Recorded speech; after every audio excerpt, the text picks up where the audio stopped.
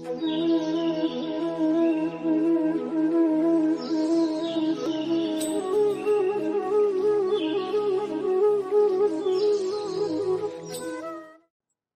வணக்கம்.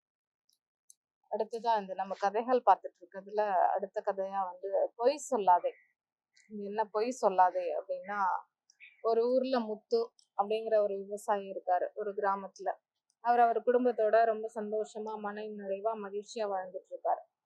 அவருக்கு ராமு அப்படின்னு ஒரு பையன் இருக்கான். அந்த ராமு எப்படி அப்படின்னா, ஒரு விளையாட்டுத்தனமான பையன். எதையுமே எந்த சூழ்நிலையுமே வந்து ரொம்ப ஒரு சீரியஸா ஒரு வந்து கையாள தெரியாம ஒரு விளையாட்டா எடுத்துக்கிற பையன் எல்லா சூழ்நிலையும்.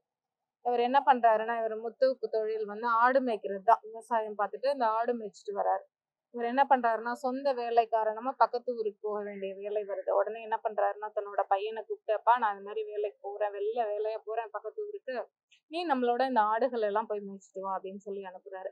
அவருக்கு ஆனா உள்ளுக்குள்ள ஒரு பயமும் இருக்கு. இவனே ஒரு விளையாட்டு பையன், இவன் கிட்ட கொடுத்து அனுப்புறோம், சரி எல்லாத்தையும் கத்துக்கட்டும் அப்படின்னு சொல்லிட்டு அனுப்புறாரு. இதே மாதிரி இந்த என்ன பண்றாருன்னா, இந்த ராமுவும் ஆடெல்லாம் ஓட்டிட்டே போறாரு.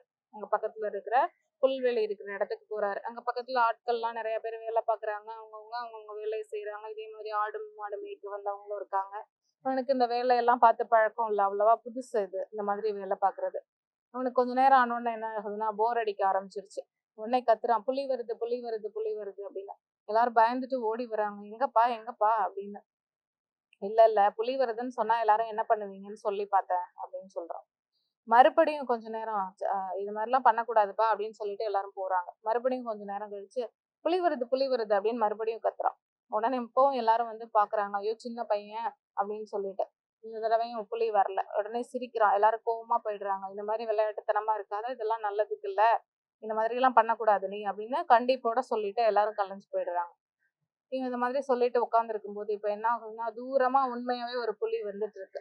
அப்படி வந்துட்டு இருக்கும்போது அவனுக்கு பார்த்து பயம், கை கால்லாம் உதறல் எடுக்க ஆரம்பிச்சிருச்சு. என்னடா இது புலி வருது புலி வருதுன்னு 2 தடவை யதார்த்தமா சும்மா சொன்னோம், இப்ப உண்மையிலே புலி வருது அப்படின்னு சொல்லிட்டு என்ன பண்றான்னா, கத்துறான், ஐயோ உண்மையிலேயே புலி வருது வாங்க, உண்மையிலேயே புலி வருதுன்னு. இவனுக்கு வேற வேலையே இல்லை அப்படின்னு சொல்லிட்டு யாருமே வரமாட்டேங்கிறாங்க. இவன் மட்டும் பயந்துட்டே ஒரு மரத்து மேல ஏறி உட்காந்துட்டான். வந்து ஒரு ஆட்டுக்குட்டியையும் இந்த புலி புடிச்சிட்டே போயிடுச்சு.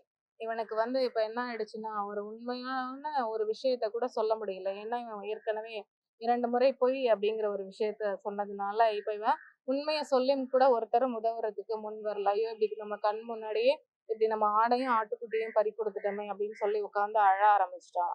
அதனால எந்த ஒரு விஷயத்தையுமே இந்த பொய் அப்படிங்கிறத ஒண்ணு நம்ம பயன்படுத்திட்டோம் ஏதாவது ஒரு சூழல்ல அப்படின்னா, நம்ம மேல ஒரு முத்திரை மாதிரி ஒரு விஷயம் வந்து இங்க வந்து குத்தப்பட்டுரும். இவங்கனால இப்படிதான், இவங்க இந்த விஷயத்தெல்லாம் இப்படிதான் பேசுவாங்க, இப்படிதான் சொல்லுவாங்க அப்படின்னு நமக்கு ஒரு முத்திரையை குத்திடுவாங்க. அதனால எந்த சூழ்நிலையிலையும் இந்த பொய் அப்படிங்கிற ஒரு சின்ன விஷயம், அது வந்து ஒரு சின்ன விஷயமா தெரிஞ்சாலும் பாக்குறதுக்கு இதை ஏற்படுத்தக்கூடிய விளைவுங்கிறது வந்து ரொம்ப பெரிய விளைவு. அதனால எந்த காலகட்டத்திலயுமே இந்த பொய் அப்படிங்கிறத தவிர்த்துட்டு எப்பவுமே வந்து இந்த உண்மை அப்படிங்கிறத எல்லா விதமான சூழலையும் கையாளணும் அப்படின்னு உங்க எல்லாரையுமே நான் கேட்டுக்கிறேன். நன்றி, வணக்கம்.